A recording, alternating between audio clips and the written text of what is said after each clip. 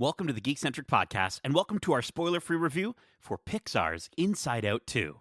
Hello, I'm Anxiety. Where can I put my stuff?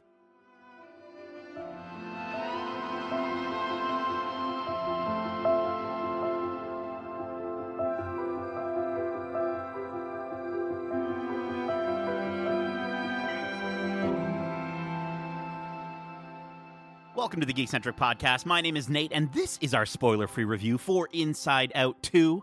Special thanks, as always, to our friends at Disney Studios Canada and Pixar for inviting us to watch this movie early for review. My name is Nate, and if you're joining us for the first time, well, we are Geekcentric, a podcast focusing on the world of movies, TV shows, games, and all things Geekcentric. Joining me for today's emotional review, we have one of my favorite emotions. He's the delightfully dubious and docile Darcy, the happy, hopeful Hudson. How you doing, bud? Good. I'm now questioning how one can be delightfully dubious. Oh, there's a lot of Like, ways like you I'm can just, be. I don't know. My mind went to dubious food, I guess, and I wouldn't want to eat that, True. That's not so delightful for our Zelda fans out there. But how are you doing, man? You feeling the feels? Oh yeah, especially after this movie. It was fun to return to the world of emotions and get to see inside, Riley's head again. Well, and we got new emotions in this one. Whether it's from this movie or not, I wanted to ask you: is there an emotion that you feel maybe you connect with most, or maybe enjoy or think about often? I mean, I probably am a straight up joy guy myself. I Yeah, always like to make people laugh. Whenever we're hanging together, we're always laughing and stuff like that. That is my go to is having a good time and just smiling and stuff. So I definitely associate with joy the most, I think. very good. Yeah. I think it's always a good time with you and the Hudson crew, but I think for me, I would go with nostalgia. Who is in this movie? Very lovely little character in this movie. Briefly seen, but yeah, I think because even on our way to the theater, Darcy, you and I were just talking about Pokemon and Digimon and Yu-Gi-Oh and Beyblades and Crazy Bones, and we must have talked for a good like half of that trip to the screening today. And I mean, there's a reason that like X-Men '97 skyrocketed so high Hmm. for fans of the original, and like obviously, yes, of course, it has to do with the incredible writing and animation and everything that went into this new series there, but no, I think also nostalgia probably played a pretty big part in getting people hyped up. Yeah, I think so. That definitely played a hand, and that's why I was excited to return to it. I'm a huge sucker for nostalgia, so I'm probably right there with you in that. That's like my joy's second hand or right hand emotion would be nostalgia for me. Yeah, I mean we're Star Wars fans. You're gonna hit us with the nostalgia of like give me a Boss Nass cup at a screening for Phantom Menace, and I'm a happy boy. But you know what? I think we also maybe felt a good amount of nostalgia going into this movie for Inside Out 2. So let's get to this review, and I'll start off with the synopsis for it. Disney and Pixar's Inside Out 2 returns to the mind of newly minted teenager Riley, just as headquarters is undergoing a sudden demolition to make room for something entirely unexpected: new emotions. Joy, sadness, anger, fear, and disgust, who've long been, running a successful operation by all accounts, aren't sure how to feel when anxiety, envy, ennui, and embarrassment show up. The voice cast includes Amy Poehler, Maya Hawke, Kensington Tallman, Liza Lapira, Tony Hale, Lewis Black, Phyllis Smith, Ayo Edebiri, Lilimar, Grace Liu, Sumaya Nureddin Green, Adele Exarchopoulos, Diane Lane, Kyle MacLachlan, Paul Walter Hauser, and Yvette Nicole Brown. Inside Out 2 is directed by Kelsey Mann with music by Andrea Datzman and releases only in theaters June 14th, 2024. So, Darcy, it's just you and me today. We watched this movie with I was going to call him the jovial, jittery, jubilant, and joy loving Justin Lawrence, but he dipped us, and I got to say, I'm feeling a bit of anger, a Oh, bit of sadness. it hits a bit close to home after today's movie. I will say that much. Yes. Yeah. We need our friends in our lives, but let's dive into this movie and talk about I think maybe the best place to start would be the visuals with this movie. Like any good Pixar movie, I think it's fantastic to see Pixar just consistently one upping themselves with every release, and the animation here doesn't miss a beat. I think for me, I think I was instantly taken aback by, yes, of course, the movie looking good overall, but these character models. I mean, it's been 10 years since the first one, so I feel like we're kind of getting almost like similar to what we felt when we watched Monsters University compared to Monsters Inc., where Mhm. you just get to see these characters again in a whole new light. The hair textures, the details, the textures of like their skin and how it sort of like ripples off of them in real time, like moving while they're standing still. It's really cool, and I think this entry, you get to see it a little bit more. 100%. Again, it's the textures that Pixar managed to do. We saw it in Elemental, and they're just again bringing that to a more realistic looking form now, and we're getting Hmm. to see the fruits of all the crazy stuff they put into Elemental coming to fruition here in this movie, and it looks incredible. Like you said, they spent a lot of time in the hockey rink. I mean, that Riley is a huge hockey fan. We know her Hmm. hockey island was one of her main five after the first movie, but the the spending a lot of hockey time in hockey rinks growing up myself, maybe not playing, but watching my brothers play, it was they nailed the atmosphere of like a hockey rink in the morning or whatever, and the sun coming through the window or whatever, and just glinting off that fresh surface of ice, and then it gets carved up by the skates. Like everything about it just felt so realistic. And for there are a few times where I forgot, all right, this is an animated movie. I'm watching a Pixar movie. They've come Yeah. so far from again even that first Toy Story movie to now. It's just like holy crap, they keep blowing us out of the water with just the way things look. And I mean, I think it speaks to their ability to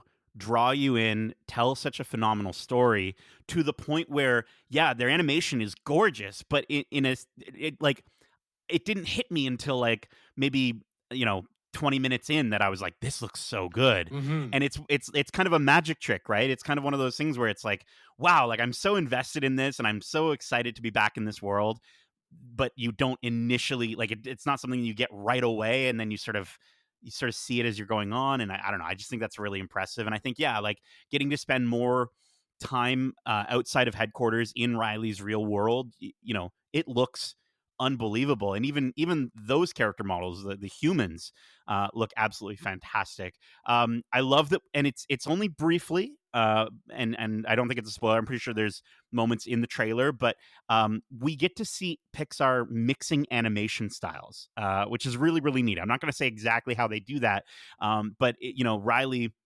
has some secrets that are buried away, and we get to sort of see them, and I think it's such a delightful surprise whenever we get to see that in an animated film. And obviously with Spider-Verse kind of, we all freaked out about seeing the different animated animation styles in there, and then obviously with that sequel, it's awesome to see Pixar continuing to embrace that idea, and I think it made for some of the funniest moments in the movie as well. For sure, and it's also it's very interesting that Pixar, being known for their style of animation, the fact that they were like, let's go back and pay homage to these other forms of animation. It was really neat to see Pixar doing that because again, looking back at Toy Story, you can still tell it's a Pixar movie, and even with like A Bug's Life and those early movies, it has a certain look to it that they've only refined over the years. Yeah. Whereas the stuff they bring into this movie isn't really Pixar related unless you go back to storyboards or anything like that. And it's really neat how they again bring that to the screen in their own way. It was as again, like I said, very fun. It's really fun, and it makes for a great fun moment. I want to shout out Andrea Datzman. The theme for Inside Out 2 is still Michael Giacchino, and I gotta say, today in that screening during the Disney logo, the star going over the castle, I got chills hearing that theme in a theater again for the first time in so long. But and I think there was a big part of nostalgia that kicked in, bringing up nostalgia again. But I think this score from Andrea, throughout the rest of the movie hits in different ways, and I Mhm. think there's like the rush I got in certain moments, all the way to soft piano where it makes you tear up. Like I think all of it works really well, and I think Andrea found a really good blend of giving both the familiarity of what we got with Giacchino's score, as well as something dynamic that stands out in this sequel and fits the tone very much for the different parts of the movie. Yeah, for sure. Again, we talked about it before. I'm sure we'll talk about it again. But this movie is a much more matured version of the first Inside Out in almost every way, and the music is another way that comes through in this film. I mean, the way that she's able to take, like you said, that original score and work it into different situations and stuff like that, and it feels new and fresh. And like, I mean, the fact that the first time we hear it after that, like you said, that chilling Disney intro. The next time you hear it, it's on an electric guitar, and it's Yeah, almost like get ready sick. for something different because you'll know what you're listening to, but you won't quite understand how you know it, type thing. And it was a lot of fun. Yeah. Yeah, really, really fantastic. Keep your ears open because again, like if you listen to that initial score, and I have just on its own many times, I think it's and especially with it when we would travel, like in Disneyland, getting to hear it at the parks and what have Hmm. you. I think there's going to be just keep your ears open. You'll hear some audio Easter eggs in there. I think let's talk about the cast and these characters. And we got some new characters. We have some returning characters. We have some returning characters with new voices. And I think we've got our initial crew led by Amy Poehler as Joy, who I really enjoyed this time around. I think we get to sort of see Joy go to some places that we've not really seen Joy go to or thought that she would go to. I think it was really refreshing to see, and I really like how it mirrors our reality, that in that, like, even our base emotions from childhood, they adapt and they change as we grow, and as Riley does in this film. And I think the same can be said about all the emotions in this movie. Like, we get to see different sides of anger, fear, disgust, sadness, that aren't just their base emotions. They're more one note in I think that original film, yeah, you do get obviously they're still characters, but I think in this one we get to sort of see them all. They all sort of get a moment to shine in a Hmm. different way that you weren't expecting. And I thought that was great. Was there anything, a particular performance that stood out to you, Darcy? Again, if we're talking about the returning cast, like you said, they've all become more nuanced in the way that they've evolved. Like you said, they've grown. Riley's older, and so her emotions. And like you said, as you get older, emotions become a little bit more complicated.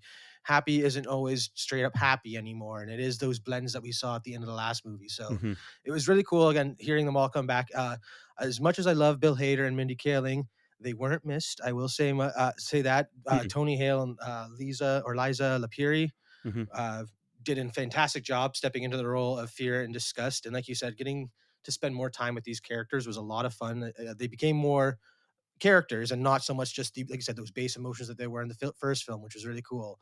But I gotta say, as much as My Hawk was fantastic as Anxiety, I really enjoyed Ayo Adebiri's performance as Envy. She Yeah. was just her. She Yeah. was incredible. Envy, Ennui, the whole new cast of emotions was a welcome addition to this film. I think. Yeah, I think Ao is awesome. I love how she's the shortest one, just so she can have one more thing to be envious of. Like, she's shorter than Anger, which is not easy to do because that guy is a short guy, and she's so cute and so small.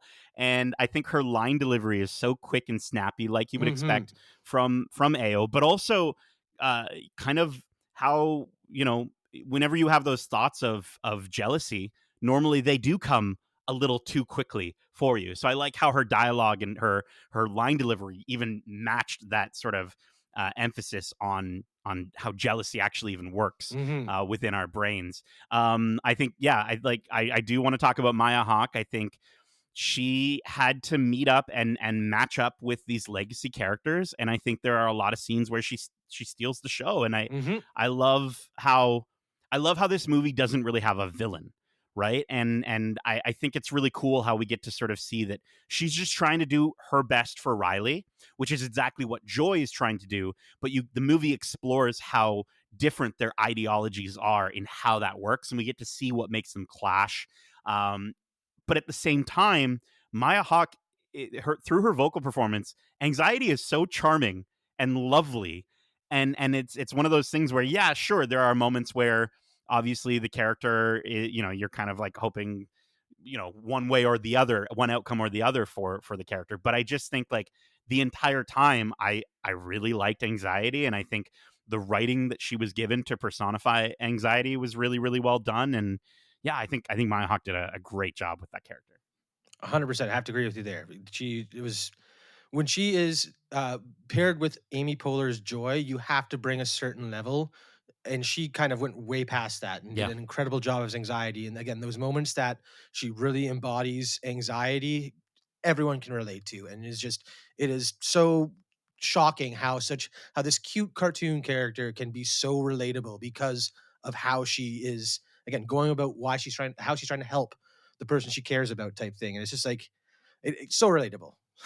What something else that's relatable, Darcy, is like whatever. Okay, I don't even we don't even really want to talk about it. Whatever, but no, Ennui, Adele Exarchopoulos. I hope I'm pronouncing your last name right. As Ennui was fantastic. Like just some of the funniest moments from the new crew. I think she's so whatever, but then at the same time she's so like like connected to her phone, and I love how that in that way she sort of represents the most modern version of ennui that we see in kids today by like their disinterest in the world around them because of the screens in front of them. And I think she's just such a perfect element to bring in and really shows how creative these writers can be in this universe. You know, we think about the initial emotions that we got in the first movie, we think about the initial ideas we got in the first movie, and this movie just kind of gives us these characters that sort of make me go like, oh, we could go even further if we wanted to. There is a lot that they could explore, and I thought Ennui was a great example of that. Again, this movie is a more mature version. Like we know this is a few years later, so Riley's entering puberty, and that's when everything goes haywire, and it is perfectly brought to life in this movie. And Ennui is a great example of that, and the fact that when kids they start not listening to their parents and wanting to do their own thing, and that's very much the ennui where they're never happy doing things they're told to do type thing, and it's Yeah, very much brought to life in that character, and it was really cool again. But this the whole cast of characters is relatable, and like you said, you can take it further because as you get older things always change. The way you feel about things change, and the way your emotions themselves, happiness never feels the same the way it did when you were younger, and right. stuff like that. So like there if they keep going with this, you could go to some really cool places, but who knows what Pixar wants to do. Yeah. Yeah, I will say, I was looking forward to, hearing more of Paul Walter Hauser. I will say, you know, it's not really anything with his performance, and it doesn't really like, it just has to do with how the character is written. You know, Paul Walter Hauser plays embarrassment, and if you can imagine, when you're embarrassed, you don't say much. And so I was hoping to hear a little bit more from Paul Walter Hauser just because I love Paul Walter Hauser so much, and we've seen him in some really great projects over the last couple of years. I just was expecting to hear him a little bit more, but at the same time, I can respect the decisions that they made for that character. I think it works, and I think it is. It still ends up being a rewarding character by the end of the movie. But I just, yeah, I wanted a little bit more of him. I think. Yeah, for sure. I mean, him not talking doesn't take away anything away from the character. You Correct. still love the big shy guy, but again, with the name attached to it, you want to hear him a bit more. So I totally understand where you're coming from. But Yeah. the few grunts and groans you get like throughout the movie, you know it's him, and you can almost picture him making the faces as he's doing it, or tucking himself in his own little sweater or True, whatever. true.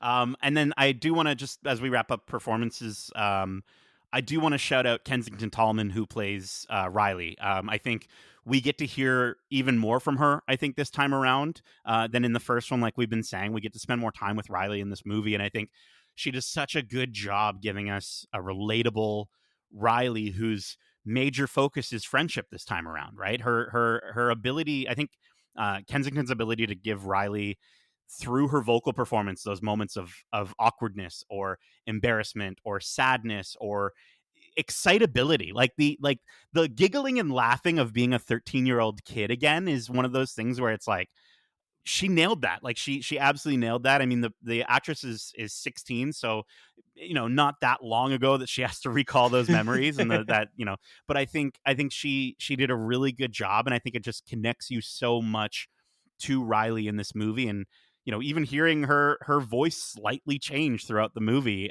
because she's going through these changes. I don't know. I thought she did a great job, and I think she deserves to be called out. Yeah, oh, there are definitely times throughout the movie where I'm cringing right along with her and all the emotions in her head because it's like, oh, I've been there. I've done the exact same thing on the first time meeting someone who I thought was cool or whatever, and just getting all fumbled up. And it's just again, she did a great job bringing that to life in this films and spending more time with Riley.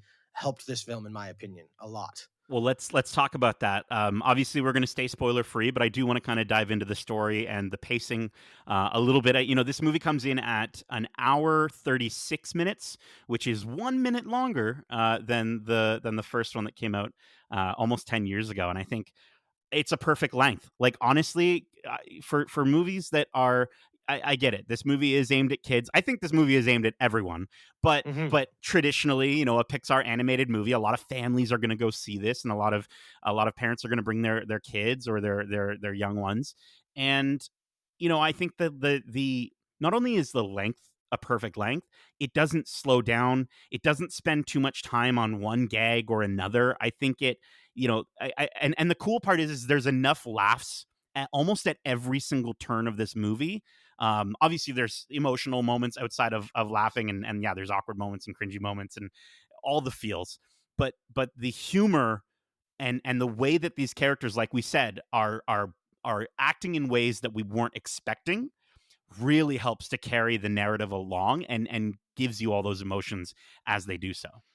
Again, this movie is a more mature version. I've said it multiple times, but it does feel older. You're understanding all these changes that are happening to the emotions in Riley and the characters that you're seeing throughout the film make sense because time has passed. And again, we said time changes you, and everyone is goes through these moments where they are in flux, and any like their decision could change the rest of their life if you look at it that way. But it's really cool how throughout this movie they all the characters, both emotion and real, are relatable in the sense that you can they feel very real. They're very real. That's Yeah. the only way I can really think about it. No, yeah, and I mean, I think not only is Riley changing and Riley's world around her changing, but the world around the emotions is changing too. Like Hmm. obviously, I mentioned in the description, headquarters is getting a change and adapting, and I think it's awesome to sort of see how, again, getting to spend more time with Riley, we get to really hammer home the impact of the adventure going on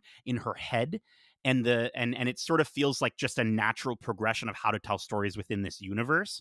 And Hmm. the editing in this movie is fantastic. The way that they're able to cut back and forth in all these different moments to show us, Riley will say something about pizza, and then all of a sudden in the stream of consciousness a piece of pizza is floating by, right? And it's one of those things that maybe they don't necessarily directly call out, but Pixar is always so good with their world building, with the way that they're able to tell the story just through things you're seeing. And I think again, I think it's one of those things that is um, very specific to Pixar in that way. That yeah, like keep your eyes open. And I think this is a movie that I'm not only do I already want to watch it again because of the story, but because of the visuals as well. I know there's stuff that I didn't see. I didn't see the Pizza Planet truck. I don't know where it is. I'm hoping to find it. But I definitely saw some other Easter eggs within Riley's room, within Joy's room, and there's some really really fun little sight things that happen. Yeah, for sure. Again, the way that they again jump between the two, like the Riley's view and then what the emotions are doing on the inside, really ties it together and move. I feel like it helps move the story along because you get to see the direct impact the emotions are having on Riley as she goes through these very tumultuous, changes and what have you. But what I really like is again the joke telling, the way that the whole in the first movie we saw a lot with the train of thought and all these little like tongue-in-cheek names for things, and we're seeing that taken to the next level in this movie with Yeah. some of the visual jokes and just the way that they even bring back jokes from the last movie and stuff like that. It's so well done. And if you're a fan of the joke about the two officers in their hat, keep your eyes open because Oh, you'll be pleased with something that pops up throughout the film. very cool. Yeah, I think the humor and inventiveness is a standout in the movie, and I think Hmm.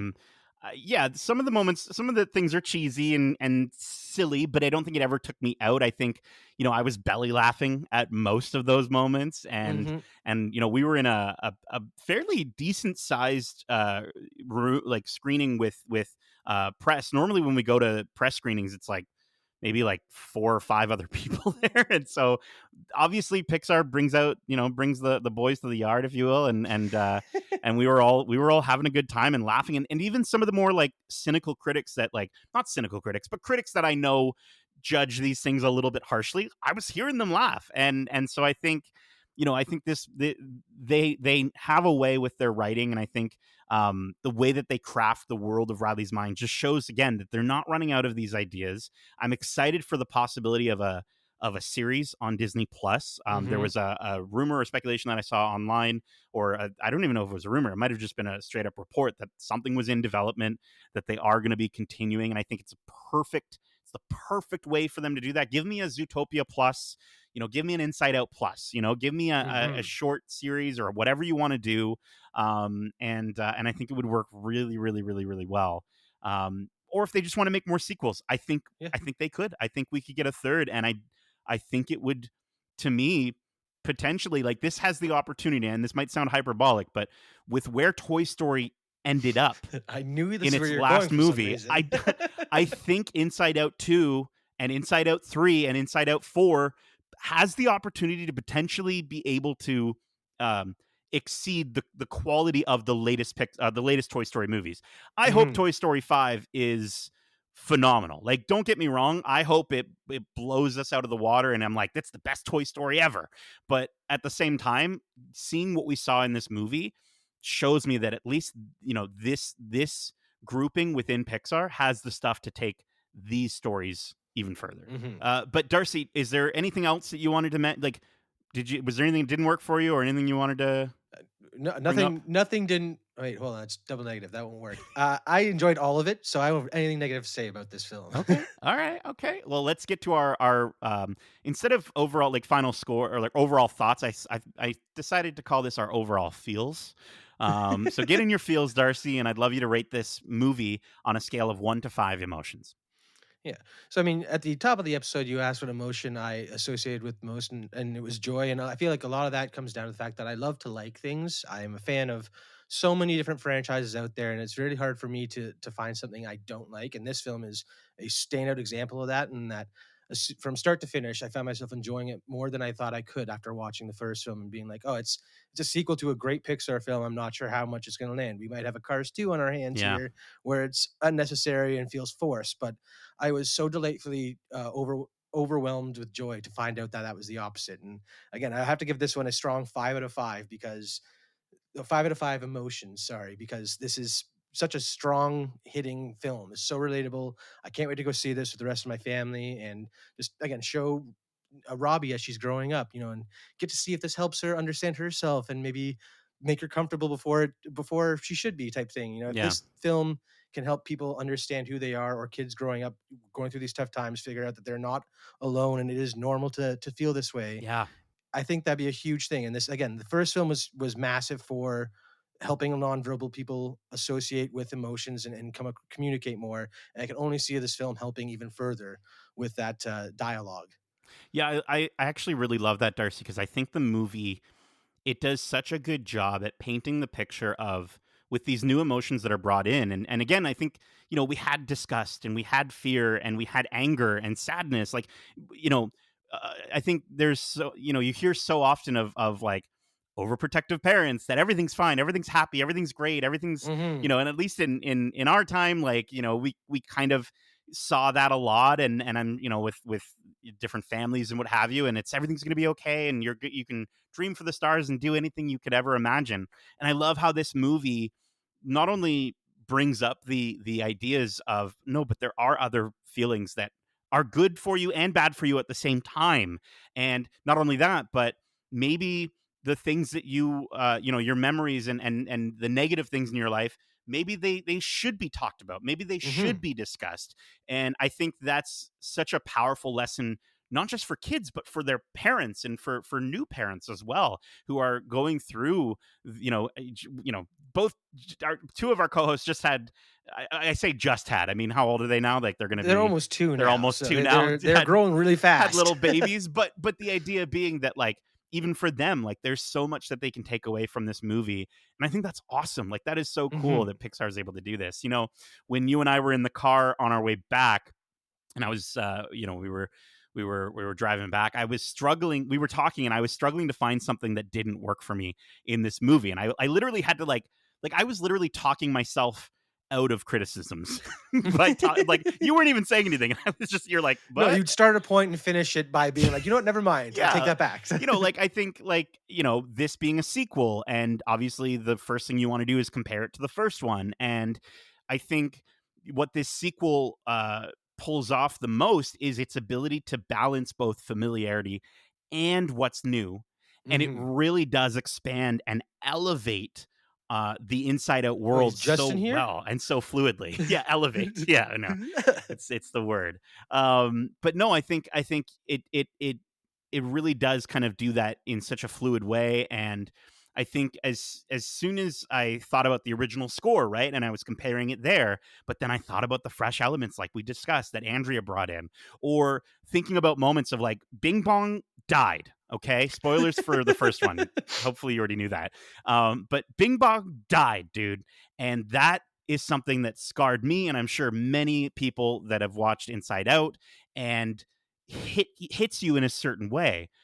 But not only do they give us a personification of of another with anxiety, they give us something that we can sort of witness and see, and really kind of hit you in the feels with a character like with Bing Bong, but they add on to it. They add another layer with Riley, her relationships, her friendships, and how she reacts to that real world situation, and a part of growing up, and staying connected to friends while also wanting the longing of wanting to make new friends, and how do you balance that? And I think it just hits so well. And I teared up, and I think again through that lens, this movie just again it stays so original, but then also matures at the same time.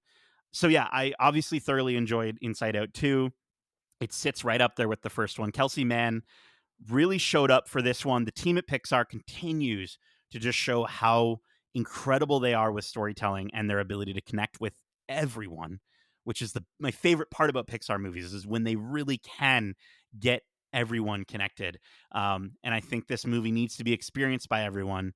So yeah, I'm going to give it a solid 5 out of 5 emotions. Darcy, I think I'm feeling all the feels at once right now. I'm feeling them all. The control center in my head is they're pushing all the buttons Just right now. button mashing They're everything. just button mashing. I'm like, calm down up there, you guys. Come on. But that is it for our review of Pixar's Inside Out 2. We hope you enjoyed it. And if you did, make sure to. So, see? Who's touching that button up there? Make sure to subscribe to us wherever you like to listen to podcasts if you haven't already. And if you want to write into the show with your thoughts on this movie or any of the series or movies we cover, well, let me just use this big old tube to send you out of headquarters over to Darcy Island so he can let you know how you can reach us. Of course, they can reach us at wearegeekcentric@gmail.com. That's wearegeekcentric@gmail.com. Or if that's bringing out your inner sadness and you're wanting to feel a little more joy, you can reach out to us on Twitter or X at GeekcentricYT, or over on Instagram at wearegeekcentric. Absolutely. Darcy, I think you'd have you probably got a little, maybe a small island, but you got an island in my Oh, head. that's Yeah. nice. Yeah, for Oh, sure. yeah, you definitely have an island in my head too. It's one Ah. I don't visit. I don't like to visit, but when I do, it's always Oh fun. no. Okay, good. Good. You can also join us on our island on Discord using the link in our description. You can keep the conversation going. We'd love to talk to you about this movie, your favorite Pixar movie, what you thought. Did you cry? Keep in mind, we also have a ton of other great episodes covering the latest in movies and TV shows, including our recent spoiler filled review for the final episode of X-Men 97, and our recent spoiler-free reviews for The Boys Season 4, Kingdom of the Planet of the Apes, Doctor Who, Star Wars Tales of the Empire, and The Fall Guy. We also have a ton of interviews out now, like our most recent interview with Amanda Stenberg and Manny Jacinto from Star Wars The Acolyte. I sat down with them to discuss duality in this series, as well as our Star Wars fashion, and also Canadian dentistry. So be sure to catch that interview either here on your podcast service of choice or over on YouTube at youtube.com/geekcentric. And we also have a watch club, a weekly watch club going out. Our third episode, I believe it's probably out by now, for Star Wars: The Acolyte. So you can join us. We give our spoiler-filled thoughts, theories, discussions, and we go in depth. So this third episode, I had a really good time with Darcy. I think it was a really good one, Mhm. and we talk about some really spicy, juicy stuff. So definitely go check that out. And as far as interviews are concerned, and animation is concerned, we actually have some interviews coming up soon with some very talented folks from Pixar who worked on this very film. And for even more animation centric interviews, we actually have interviews coming up with the cast and crew behind Netflix's Ultraman Rising, which Justin had a chance to watch. And yeah, he cried. He said he cried, so I'm pretty sure that's a good sign. So again, stick with us. You'll be in the best place for all things Geekcentric. Darcy, thank you so much for joining me for this emotional, spoiler-free review. And Man, as before we go though, oh I gotta say, I love visiting your island. I didn't mean to say I don't like it. That I feel bad about that. I can't end the note saying I don't like visiting your yeah, island, buddy. yeah, you've got. Did remorse just move into your head Oh right there? yeah, Yeah, yeah. and Oh embarrassment. yeah. Okay, Yep, okay. Well, yeah. Started slamming the buttons. It's like, all right, I gotta say something quick. we'll say hi to them. I'll be sure to quell my sadness. Darcy, thank you so much for joining me for this emotional spoiler-free review. And as we say, love ya. Laters.